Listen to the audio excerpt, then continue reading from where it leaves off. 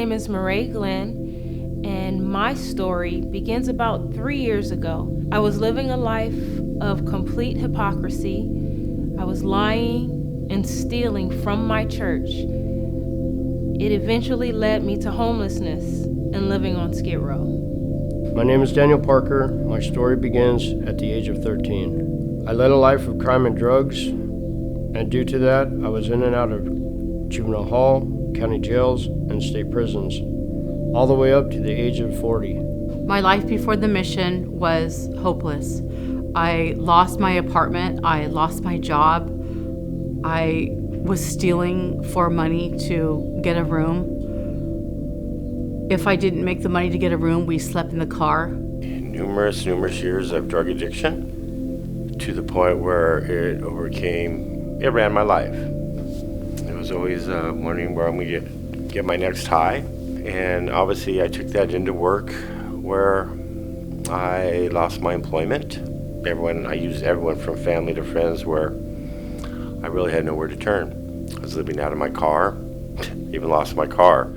My name is Karen Dawson, and I was in the mortgage banking industry for 30 years, underwriting, processing loans. In 2007, when the market crashed, I lost my job, eventually losing our home that we were living in. At the time, I had my son, needed to get enrolled in school, and we were pretty much forced to come to Riverside and stay with his grandparents. And eventually, after about a year, that did not work out for me. And I was asked to leave. And that began the story of homelessness for me. I lost my job. I broke my ankle in an accident. I was in a wheelchair. I was looking for work. And I was on unemployment. And it was cut unexpectedly. I was just about to find myself homeless. Hi, my name's Carrie Mulligan, and 6 years ago, me and my husband got together, and in June of 2013, we had our son Jacob. Due to pregnancy health issues, I developed congestive heart failure, and they diagnosed me in September of 2013, which resulted in me losing my job and my husband losing his to take care of us. We couldn't pay our rent. We got evicted, and we ended up staying at my sister's house on her floor. Hi, my name's Albert Mulligan. For the past 15, 18 years, my life had just spiraled out of control. I was heavily drinking, heavily using drugs after my daughter's murder. Me and my wife had pretty much just lost everything, our home, our cars. We're just helpless. One day I was working at the airport, and I came home. I was living with my brother at the time in Corona. And the next day my car got stolen, and I left my uniforms, and I got fired from my job. And ever since then I've been trying to get back on my feet. First, I was scared because of the type of people and the environment. During that time in my life, I just felt like I had nobody. I felt alone. I felt like I had nothing. During this time of my life, I felt hopeless and without direction. You know, you're on the streets, and you get to the point where you don't care about anything, and you don't have anything, and then when you think you lost the last thing that you had, your family, it's devastating. Living on the streets, in the situation that I was in for that length of time, was difficult. It was scary. Just feeling overwhelmed, just looking for work. And, at that stage in my life, I felt like, I just want to get back on my feet. I just want to work full time. At the time, I was feeling very despondent and quite hopeless. I felt lost and broken and so alone. It was a dark period of time. In those years, I was pretty much heartbroken, helpless. I had a lot of anger, a lot of animosity. I realized that it was time to make a change. It was time to make a change or possibly lose my life. Feeling desperate, and I just went out and and it came to a place I had no idea at the time that was the mission. And I went in there and asked if you guys can help me look for work. And the next day he called me and he says, "Yeah, we got a spot for you if you're willing to take it." And I said, "Okay," but I felt like that was my ticket to finding to be self-sufficient. I have been provided the incredible opportunity to create and establish a real relationship with Christ. I am not the person I was before. During my time here at the mission, I grew into a close relationship with the Lord, and due to that, my life has become much more stable. During the time at the mission, I have learned about God. I have learned that He is always by my side, that I am never alone. I have learned the miracles that He has done each and every day. I got the Lord back. I never didn't have the Lord. It's always been in my life since I received Him, but I let Him back in my life, and I'm living a spiritual life. I'm living a life of Christ.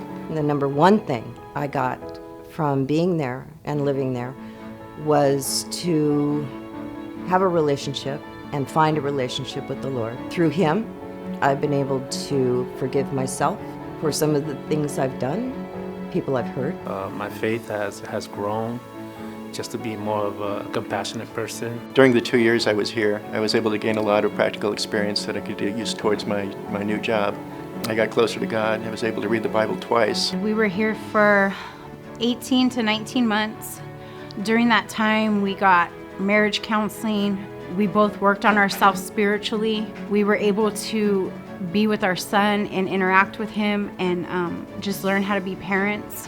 One of the biggest things that I was able to take here with me was just being able to understand God and just have a relationship with Jesus Christ, and know that through all the heartache, through all the pain, through all the helplessness, through all the emotions that were running through me, that He always had His hand above me. And now I'm a cook full-time outside of here for a cafe in Irvine. I now work at the Trounce Group as a full-time receptionist. I do scheduling, and I love my job. I now work full-time at Bedrosian Tile and Stone in the maintenance department. I have found employment working for a stone and tile company in Anaheim called Bedrosians as a maintenance technician. I was blessed with an opportunity in December to do some work for Crumbles Cookies in Corona, California. It was seasonal. It was just for the month of December. Got the job, did the work, and was offered a full-time position in January, and I've been there ever since. They are the most wonderful people to work for. And right now I'm working for a company in Corona. It's called Thermostructure, working full-time. I'm so blessed. Currently I'm working for Solid Landings Behavioral Health. I'm starting at the very beginning. I am a support staff member. It's life-changing. I get to use my schooling, my psychology major, and just making a difference in people's lives is just, it's indescribable. It's just such a great feeling. I'm currently working with Burkhart Brothers Construction. I'm a project manager and I've been there since March. And so far everything's working out really good there. I work at Cherry Aerospace. I'm a machine operator. I run 2 machines. I'm doing super good over there. I'm working full-time. I'm just getting more knowledge and experience as I go, and I'm just super blessed. To our donors, again, this place wouldn't be as peaceful, as beautiful, as much of a blessing as it is without our donors. I'm very appreciative to you for every dollar you send, every time, every minute you come to volunteer. I want to thank all the donors and all the volunteers and all the staff for being part of my journey. I want to thank all the donors and volunteers who have helped change my life. So thankful for all the donors. Where would we be without you? God bless all of you, and thank you for giving me a new life. I would like to express my gratitude to the staff, the donors, and the volunteers. Between all 3 of those, I wouldn't have made it through. So from the bottom of my heart, I just, there's so many people to thank. So I just want to thank the Village of Hope. Hate to think of where I would be in a wheelchair and homeless. It could have turned out really ugly, but I'd just like to say thank you to everyone. Thank you for the second chance. the staff that has just really encouraged us and helped us grow in the Lord and just taught us to do all the right things. All the help from the outside organizations, the volunteers, everything that happens here is just a blessing in itself. And I'm grateful and I'm thankful for this place for giving my family a roof over our heads.